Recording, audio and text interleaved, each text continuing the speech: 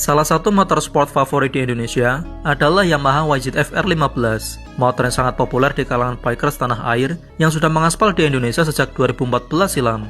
Dihadirkan untuk menghadapi rival utamanya, yakni Honda CBR 150R, Yamaha R15 bisa dibilang sukses sejauh ini, menjalankan tugasnya untuk mengerecoki penjualan Honda CBR 150R itu sendiri. Nah, pada video kali ini, kita akan fokus membahas Yamaha R15 V2, atau bisa dibilang generasi pertama yang masuk ke Indonesia, yang kedatangannya langsung menggegerkan dunia roda 2 tanah air kala itu, karena menawarkan banyak sekali keunggulan dibanding para rival-rivalnya. Lagi-lagi semua berawal dari India. R15 pertama kali brojol ke dunia fana ini adalah pada tahun 2008 silam di India. Namun R15 generasi pertama ini nampaknya seperti sebuah Yamaha Vixion yang diberi jubah. Jadi anggapan kalau Vixion adalah motor sejuta skin, rasanya memang tak berlebihan jika melihat motor ini sob.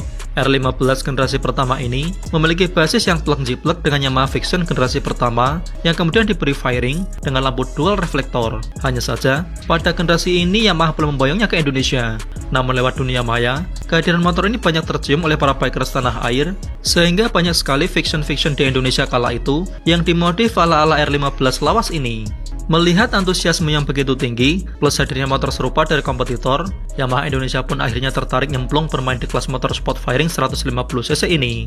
Tak mau setengah-setengah, Yamaha menjadikan Indonesia sebagai basis produksi R15 generasi kedua untuk kawasan Asia Tenggara, yang akhirnya brojol di tahun 2014. Dan inilah sosok motor yang sangat dinantikan kehadirannya di tanah air. Kehadiran R15 di tanah air sontak langsung menjadi perhatian besar para bikers karena memang menawarkan banyak hal yang tak dimiliki oleh para rivalnya. Secara desain, juga melompat jauh dari generasi sebelumnya, yang kini tak hanya sekedar sebuah Vixion yang pakai baju.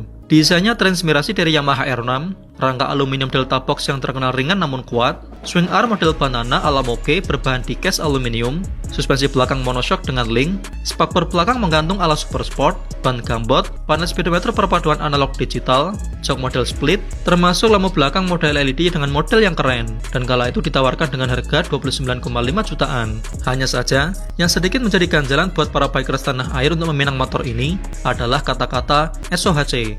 Yaps, mesin motor ini masih tetap mengandalkan SOHC 4 klep, meski secara umum tak terlalu inferior dibanding DOHC milik rivalnya CBR 150R.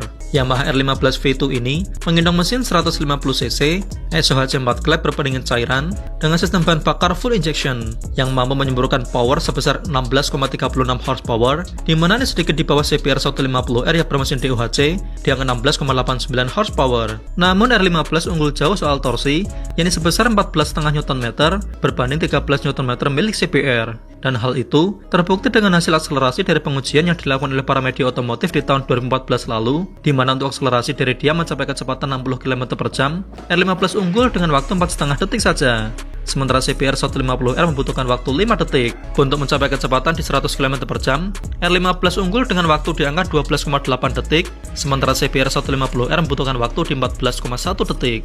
Namun untuk urusan top speed, jelas mesin DOHC CBR lebih unggul, yakni mencapai 136 km/jam berbanding 133 km/jam milik R15. Namun anehnya, dari pengukuran penggunaan race logik berbasis GPS, R15 justru unggul di angka 126,6 km/jam, sementara CBR 150R di angka 120,9 km/jam. Konsumsi BBM-nya juga jauh berbeda sob, di mana hal itu tentu berhubungan dengan jenis mesin yang dipakai, yakni DOHC dan SOHC, yang memang sangat berpengaruh terhadap konsumsi bahan bakarnya. Hasil tes ini Mimin rangkum dari blognya Kang IWP ya sob, yang dilakukan oleh para media otomotif kala itu. Jadi jangan protes ke Mimin kalau nggak sesuai, karena tentu saja perilaku berkendara real di jalanan juga bakal banyak mempengaruhi hasil akhirnya. Nah, saat ini Yamaha R15 sudah memasuki generasi keempatnya dan sudah semakin canggih meski tetap memakai mesin SOHC 4 klep andalan mereka. Namun buat sobat yang terkendala soal harga yang semakin mahal, membeli R15 bekas adalah solusinya, apalagi di generasi pertama ini yang pasaran bekasnya sudah di angka 15 jutaan saja sob.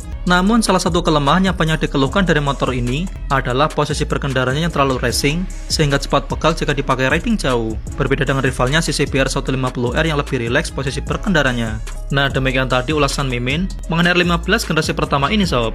Seperti biasa, buat yang ada pengalaman dengan motor ini, silahkan berbagi di kolom komentar ya sob.